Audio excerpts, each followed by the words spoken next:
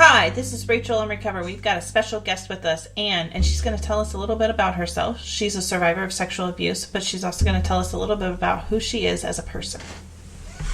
Hi, thank you for letting me share with you today. My name is Anne, and I am married for 40 years, and I have 4 grown children and 5 grandchildren.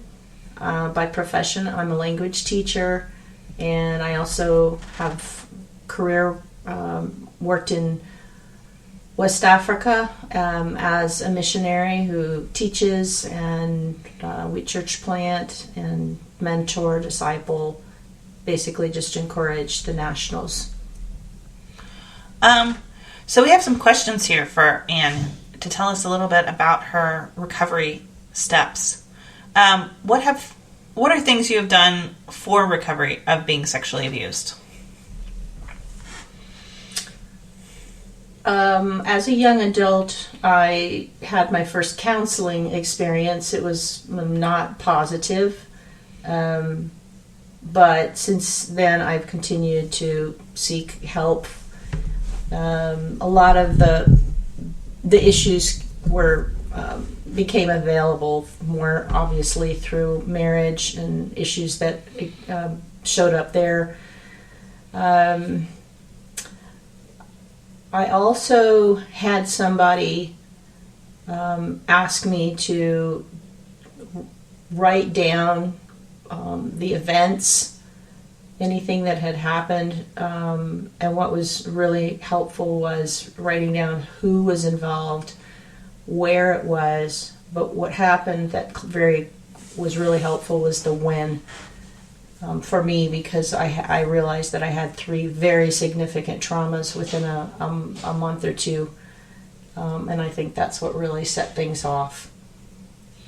What has been the most helpful? I think continuing to be encouraged as I continue to talk to people. And start finding people that were positive and kind of understood the situation and the effects that it has on people.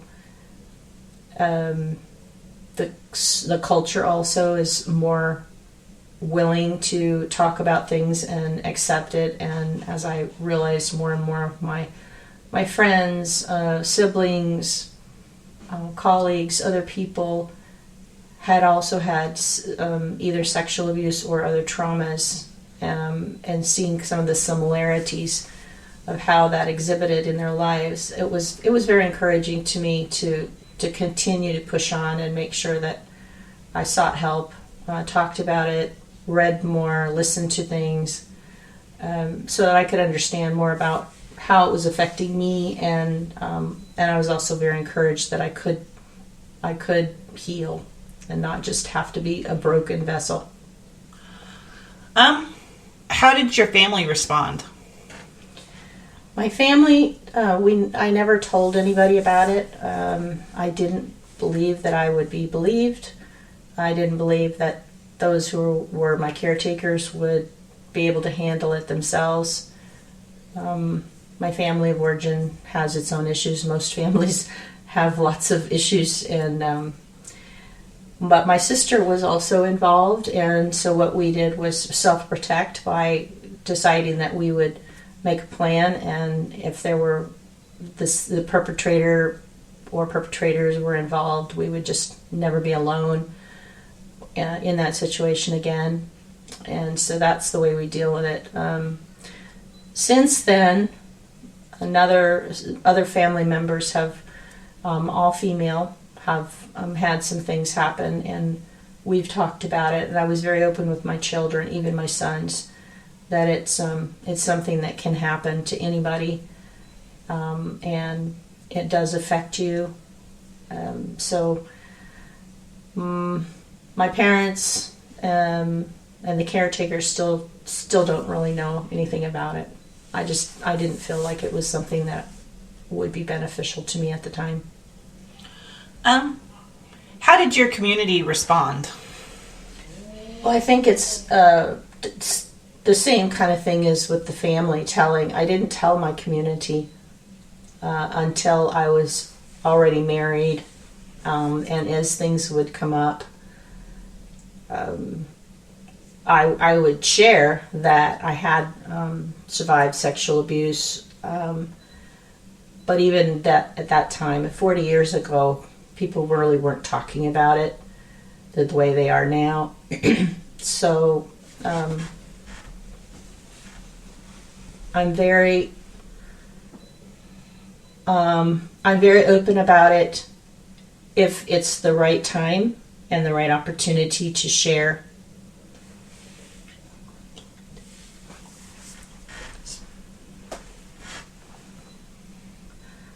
So I think that my community is the same situation.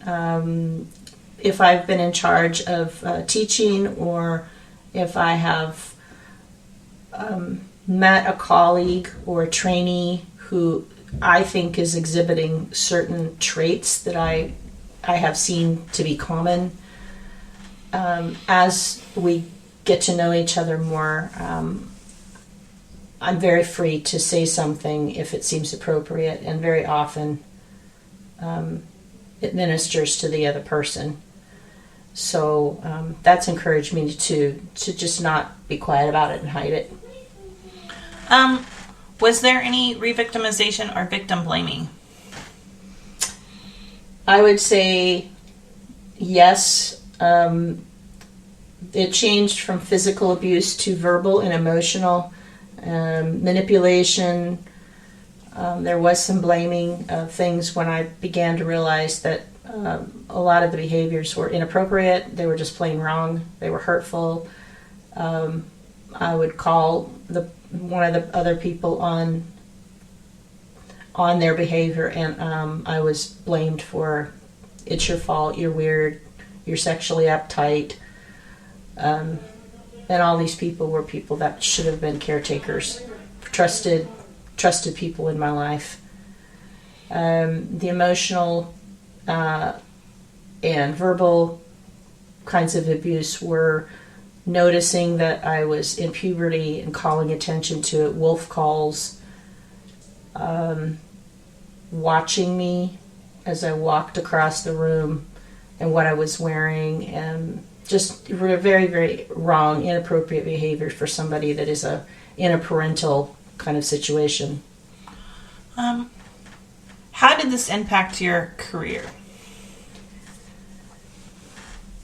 I don't think it has affected my career, other than perhaps it's made me really self-conscious about things, and that I have to be really perfect. I have to protect myself. I have to be on guard, particularly in situations where there are not even just males. I would say sexually it would be males, but even females who are very assertive and who would want to in some way make me feel less than. So I protect myself either from fleeing or definitely from being aggressive in those situations, becoming angry or fearful, saying things that I probably normally would not say. How has this impacted your marriage? I think the most significant thing is that not understanding why you react, why you have triggers, and how to deal with those, and how to get help for those when you're really in pain and you really want to figure it out and you can't find somebody that you can trust. That was really, really hard. It also was very hard on my husband, because he didn't obviously understand hesitations and discomfort with sexuality, particularly not in performance issues, but in the playfulness that so many other couples, particularly on television and things, you see. I would see women who just love sex and they would want to have sex all the time and they always enjoyed it, and the men would play with them, be playful with them, and the women would react great. And I didn't feel that way. So for many, many years, even through a lot of counseling, to just try to understand each other and love each other well, it took a long time. And he has grown very, very loving and patient, and understands a lot more about it and is very sensitive about it to me. He's sensitive to me, not about it, as well as I've grown, and there's been a lot of breakthroughs. So our relationship is really evolved, and it's a lot more positive. But it was very, very hard, particularly in the beginning. How has this affected your parenting? As a young mother, I had not really started on the counseling track or trying to really understand what had happened. So I was overly protective. I just knew that my children were not going to be hurt. I was not going to permit them to be around anybody that could hurt them. And if I knew that they were in danger, I would really come to their side. And it took, it manifested itself in years later, realizing that I was doing way too much for them in an effort to not allow them to have any difficulties or hurt in their lives. So I would speak for them. I would solve problems for them, and to their detriment. So there's been a lot of asking for forgiveness and that kind of thing. But that, I would think that would be the most obvious, is just trying to make sure that they were protected. How did this impact your finances? Other than maybe having to pay for counseling, buying books and things like that, I really don't believe it has. I can't think of any ways it would have. Well, I mean, that stuff adds up. Well, yeah, okay, so maybe just because of the resources that I needed and those kinds of things. But career-wise, I don't think it's done anything. How has this impacted your overall long-term health? I think that obviously when you live with stress, and that could come from so many areas in life, most of us do live under a lot of stress, but having to be on guard most of the time, and when you don't feel like there's a safe community or a place to rest and be calm, even in your own home, or those kinds of things, then I know that that's obviously got to, in the long run, lead to poor health, mental, emotional, and specifically physical. I haven't had any real critical issues like cancer or anything, but to offset that, I do sleep. I sleep a lot, and that for me, that's the one way that I make sure that I am trying to help. Okay. How has this impacted your social life?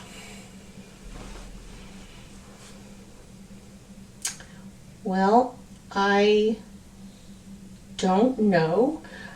I remember that people, when I was younger, even when I met you when you were a little tot, would really comment on how intense I was.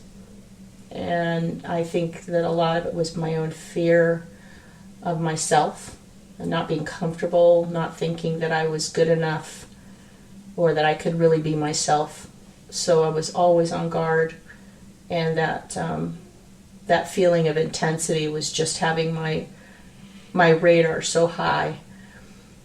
In latter years here, I'm much more comfortable with myself, and that's to a great extent because of some of the healing that I've had. I'm much more comfortable with who I am, and comfortable with people not liking me if they don't like me.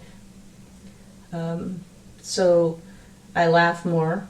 I'm more comfortable with being in groups. I'm more comfortable with knowing what is right and what is wrong, and we'll tell people. So, to victims out there, what advice would you want to give them? Particularly, you're not to blame, and don't stay alone. And if you have had things that are inappropriate, that are hard, that have hurt you, you need help. You need to continue to push. And guilt and shame and blame is going to shut you down, and that is the goal, to separate you and to keep you quiet. And you need to do the opposite. So I encourage you to keep pushing until you can find a safe community, even if it's one person, but 2 and 3 and 4 is better. But just keep telling until you get the help that you need, and don't stay alone, because that just leads to depression and separation. How has this affected your long-term mental health? I kind of feel like we addressed that with the health. I know that I'm much more comfortable. My faith upholds me, and I just feel happier now, and like I can really be who I was meant to be. What was the grooming process? Well, I think that having pornography around, having books around, talking about crass things, dirty jokes, sexual innuendo, double entendres, pretty much was from the time I was tiny, and so I thought it was pretty normal. And I think that was a form of grooming,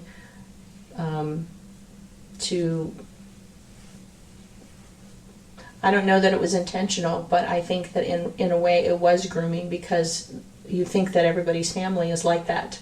You don't know any different, so you don't question whether it's right or wrong or appropriate. I think the comments of one of my caretakers would play a game with me where he would have me kiss him on the cheek and say, tell me what kind of cologne I'm wearing. And it became this big joke that we would do together. And then it became, give me a hug. And at one point, that was the person that started really commenting on my physical development when I was going through puberty, and would watch me as I would cross in front of him. And he started fondling himself in front of me over his clothing, but would blame me because I was uncomfortable with it. And I think all of that was kind of training me to think that those things were acceptable. And it was in my adulthood, in my 40s, when I realized how wrong those things were. As I put them in perspective of what would I think now as a parent, and somebody was doing that to my children, and I could immediately see it, that it was completely wrong, but I couldn't see it from my own perspective.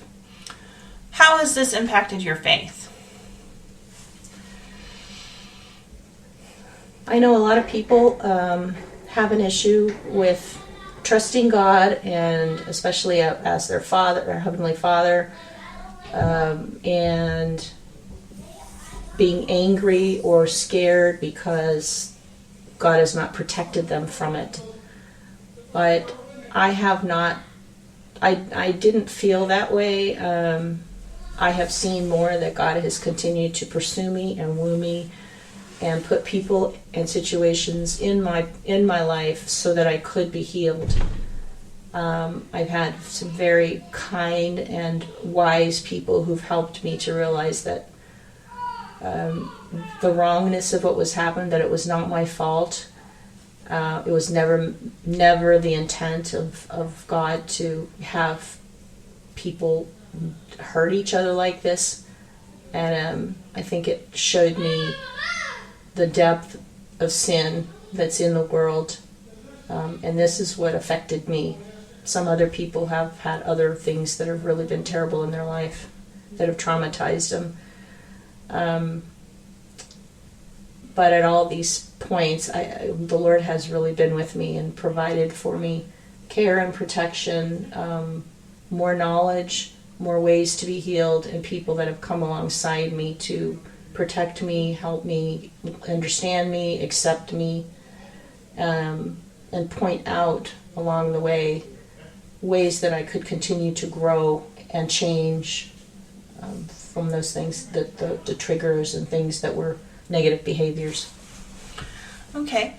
Well, thank you so much, Miss Ann, for coming on and telling us your story and sharing with us. Well, thanks. I appreciate it. I hope it helps somebody, and thank you for your time. All right, guys. Thanks for listening. I hope to hear from you guys on Facebook, Twitter, LinkedIn, or Instagram. And you can always visit us at www.rachelonrecovery.com. Thanks for listening. See you next time.